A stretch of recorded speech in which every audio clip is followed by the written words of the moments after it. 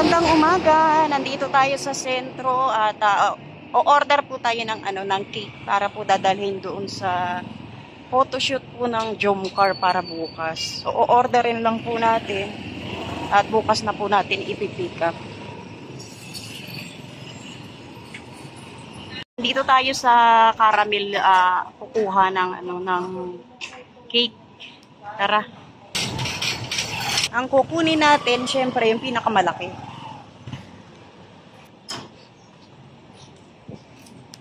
Ano pinakamalaki nyo? Ang maliliit.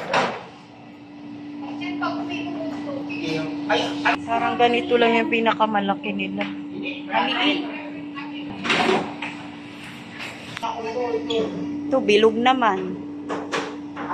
Tapos pahaba.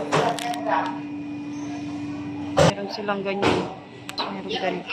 Bas po tayo. Hindi po tayo nakapili dun sa caramel kasi maliliit.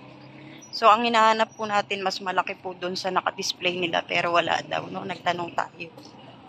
Pupunta naman po tayo sa Goldilocks. Tapos, pag wala ring malaki dun, pupunta naman tayo sa Red Ribbon. Buti na lang po, malapit lang ang Goldilocks dito sa caramel, no? At yung Red Ribbon, malapit lang din naman. Ayun, no, nakikita ko na yung Goldilocks sa kabila. Tatawid po tayo at titignan natin kung may malaking cake dito. Sobrang init. Tara, tawid tayo. Asko na. Yan tayo ng cake. Ay, wala din. Ganun lang din ang pinakamalaki.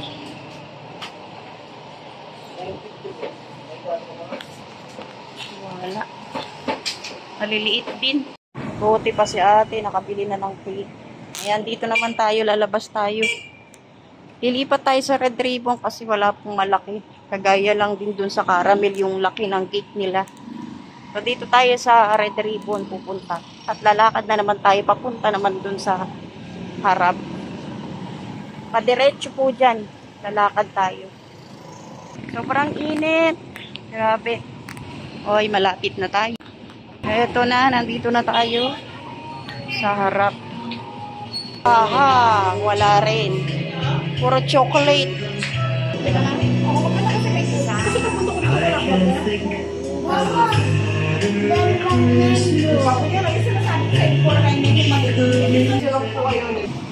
So, wala. Lalabas din po tayo dito sa Red Ribbon dahil wala rin po yung hinahanap nating cake. Titingin naman tayo dun sa Graceland. Lakad na naman po tayo. Papunta naman sa kabilang bilihan ng cake. Doon naman po yung Graceland. Doon naman po tayo pupunta. Titignan natin. Magbabaka sakali tayo kung meron tayong makikita doon na flavor na hinahanap natin ng cake. Flavor ng cake na hinahanap natin. Baka nandun sa Graceland. Tingnan natin. Ngayon, dito naman tayo titingin sa Graceland. Wala kayong ubing ganito, kalapat?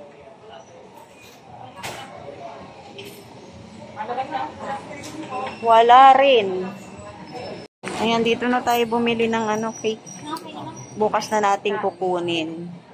So, ng 9 AM. Naka-order na po tayo, so pwede na tayong lumabas. Ayan, okay na po yung yung cake. Naka-order na po tayo. Ngayon, doon naman po tayo pupunta sa lechon. O-order din tayo ng lechon, di ba? Pupunta naman po tayo doon sa mag-order din po tayo ng isang lechon. Tayo sa Bonitas Lechon. Tara na.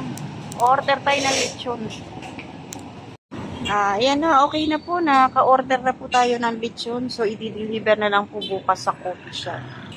Punta naman tayo sa sentro. Bibili tayo ng mga gagamitin po.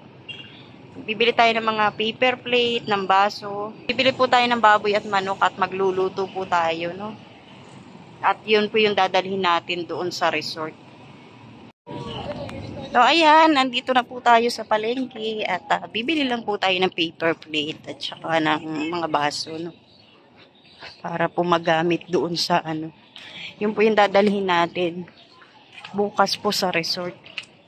At ngayon po ay Huwebes pa lang po, no? Siyempre, kailangan na po natin mag-ready. Oh. Ano? Ganito.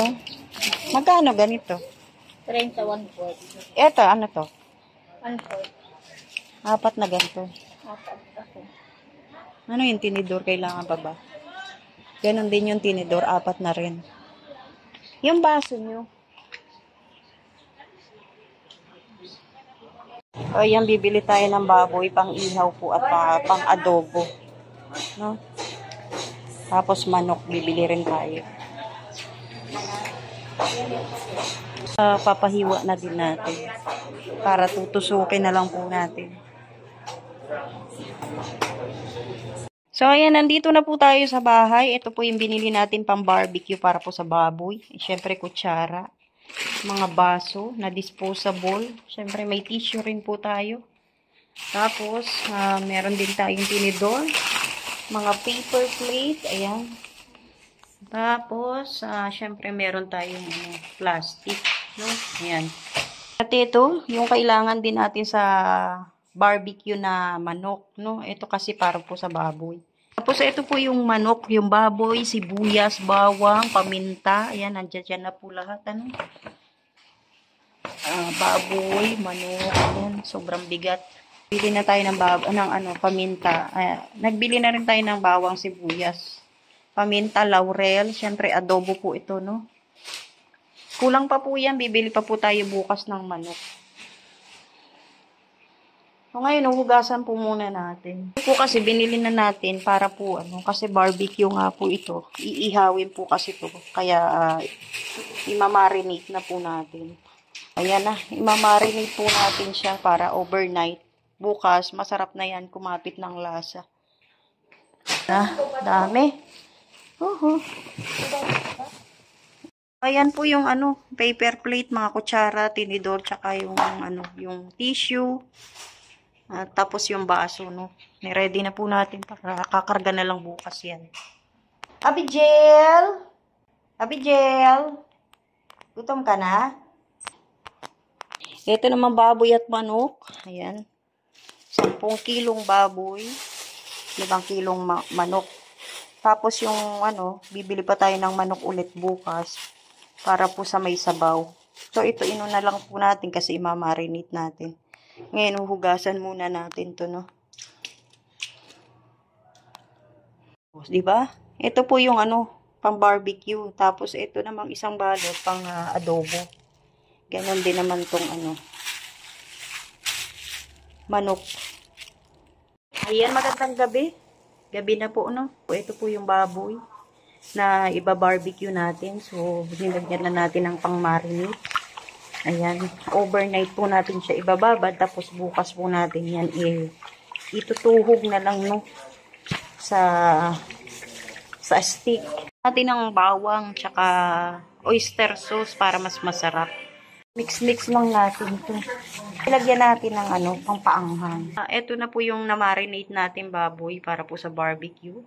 At syempre, nilagyan natin ng bawang, ng sili, ng paminta, ng laurel, lahat-lahat na po, no, para sumarap siya. At ito naman po yung iba-barbecue din natin na manok. Ayan.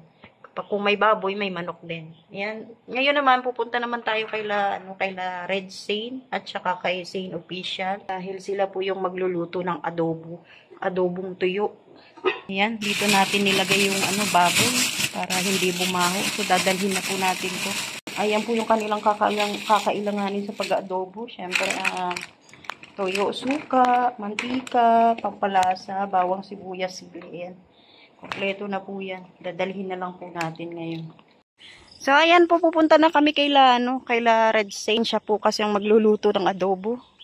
Kasi adobong tuyo po yung gusto, no, ni Kalinga Prab. So, yan po yung gagawin niya. Tabi-tabi, ang dilim. Papaluto na natin para bukas hindi tayo magahol sa oras. Kasi may iba pang lulutuin. Bahay nila Red Saint at nakikita ko na po siya. Ayan na. Naka-live yata. Naka-live. Si Red Saint. Malinis na naman yan, di ba? Oo. Iluluto na lang. Tayo.